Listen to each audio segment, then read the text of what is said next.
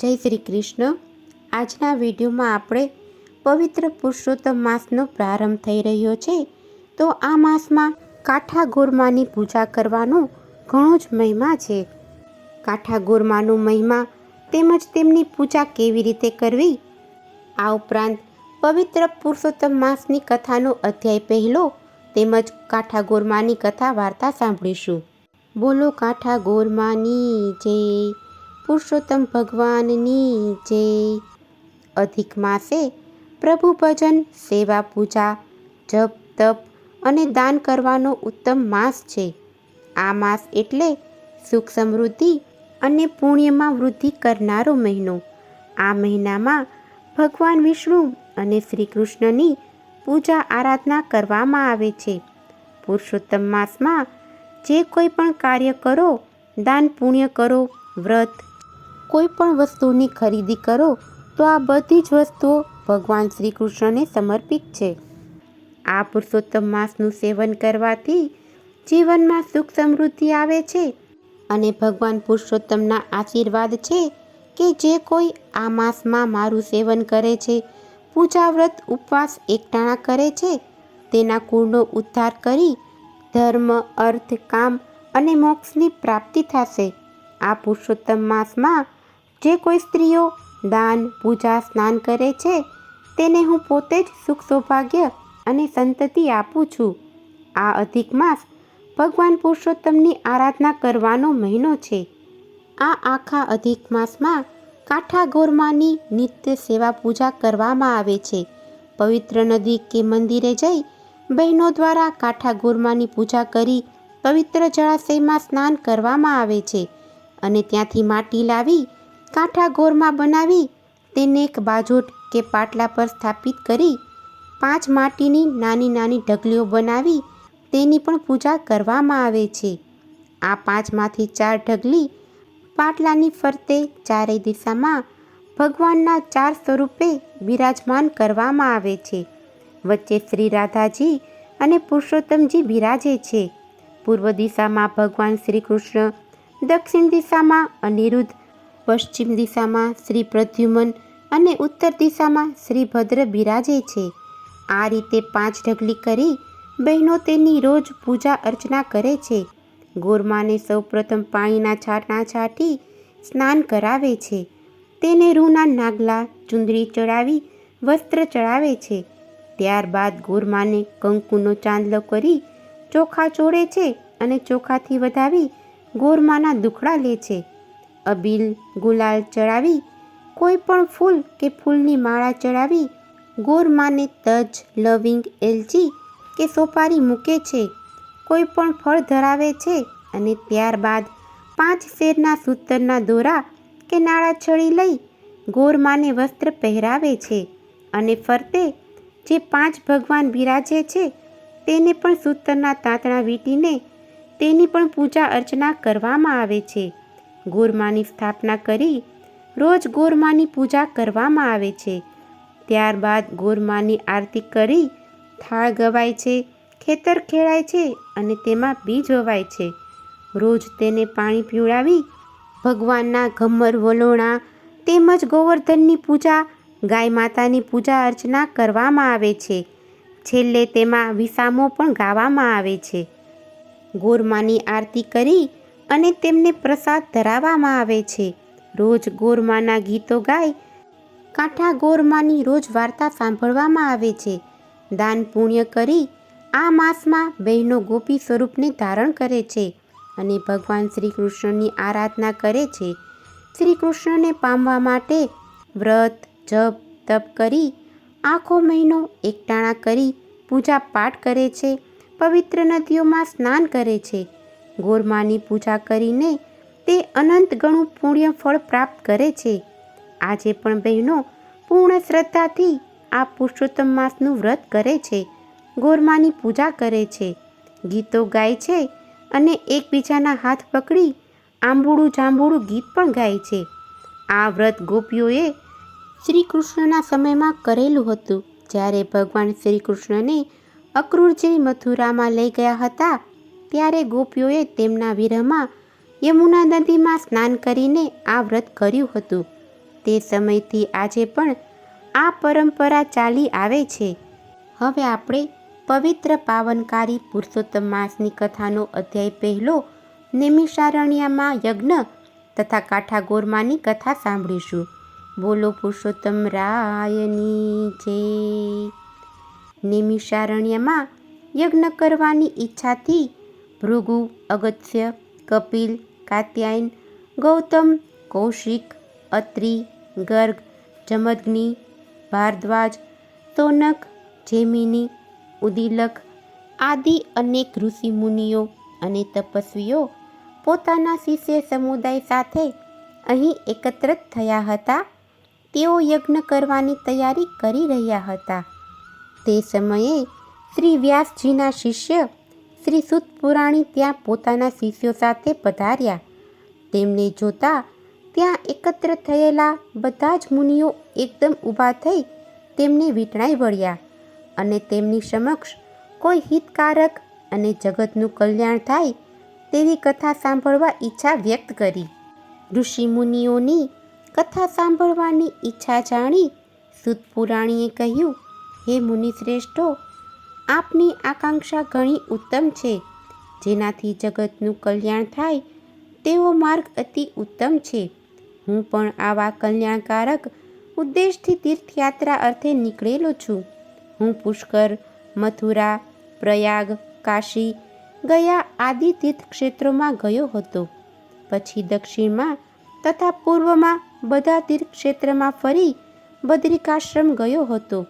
ત્યાંથી સરસ્વતી નદીને કિનારે આવેલ સિદ્ધક્ષેત્રે ગયો હતો. ત્યાંથી હસ્તિનાપુર ગયો. ત્યાં મને ખબર મળી કે રાજા પરીક્ષિત રાજપાટ છોડી ઋષિ શ્રાપથી મુક્ત થવા ગંગાજીના કિનારે આવ્યા છે. ત્યાં શ્રી વ્યાસજીના 16 વર્ષના દિગંબર અને તેજસ્વી પુત્ર શ્રી સુખદેવજી કથા કહેવાના છે. અહીં અનેક ઋષિ મુનિઓ, તપસ્વીઓ કથા સાંભળવા એકત્રિત થયા હતા. હું પણ કથાનો લાભ લેવાના આશયથી ત્યાં જઈ પહોંચ્યો. એક ઊંચા આસન ઉપર શ્રી સુખદેવજી બિરાજમાન હતા. આસપાસ અનેક ઋષિ મુનિઓ અને તપસ્વીઓ સાથે રાજા પરીક્ષિત પણ બેઠા હતા. રાજા પરીક્ષિતે શ્રી સુખદેવજી સમક્ષ જીવન મુક્તિ થાય તેવી કથા સંભળાવવા વિનંતી કરી. આ વિનંતીને માન આપી શ્રી સુખદેવજીએ શ્રીમદ ભગવત કથાનો આરંભ કર્યો. આ શ્રીમદ ભગવત કથા 7 દિવસ ચાલેલ. 7મા દિવસે પરીક્ષિત રાજાની જીવન મુક્તિ થઈ તે મેં પ્રત્યક્ષ જોયું હતું. ત્યાં મારા સાંભળવામાં આવ્યું કે નૈમિષારણ્યમાં જગ કલ્યાણ અર્થે યજ્ઞ થઈ રહ્યો છે અને તેમાં અનેક ઋષિ મુનિઓ એકઠા થનાર છે. આપ બધાના દર્શનના હેતુથી હું અહીં આવ્યો છું. હું આપના દર્શન કરીને કૃતકૃત્ય થયો છું. શ્રી બૃહનારદીય પુરાણના પુરુષોત્તમ મહાત્મયનો નૈમિષારણ્યમાં યજ્ઞ નામનો પહેલો અધ્યાય સંપૂર્ણ. હવે આપણે પુરુષોત્તમ માસની પાવનકારી કાઠાગોરમાની કથા સાંભળીશું. બોલો પુરુષોત્તમ ભગવાનની જય. કાઠાગોરમાની જય. પવિત્ર પુરુષોત્તમ માસ આવ્યો છે. ભાવિક સ્ત્રી પુરુષો પુરુષોત્તમ ભગવાનનું નામ રટણ કરતા કરતા નદીએ નાહવા જાય છે. નાહીને કાઠાગોરને પૂજે છે. પુરુષોત્તમ મહિનાની કથા વાર્તા સાંભળે છે અને મુખે પ્રભુનું રટણ કરતા કરતા ઘેર આવે છે.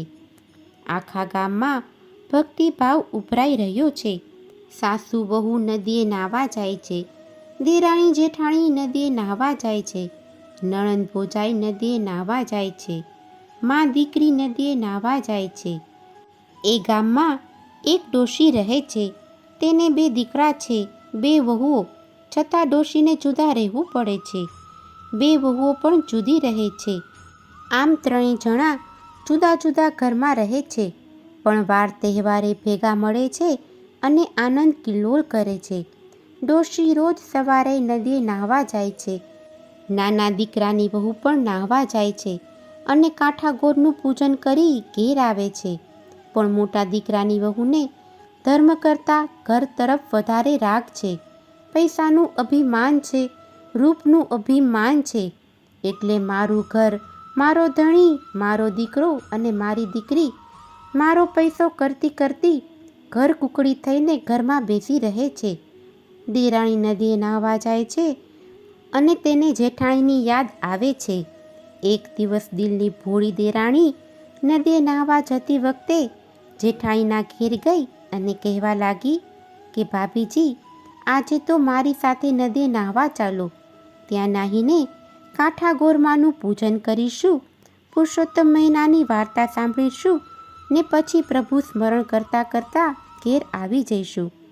જેઠાણી કહે, એ તો વેવલીના કામ, નવરી નાથીના કામ કે નદીએ નાહવા જાય ને ગામની નિંદા કરે, એ આપણું કામ નહીં. મારે તો ઘર પહેલું, એમાંય હું એકલી થોડી છું.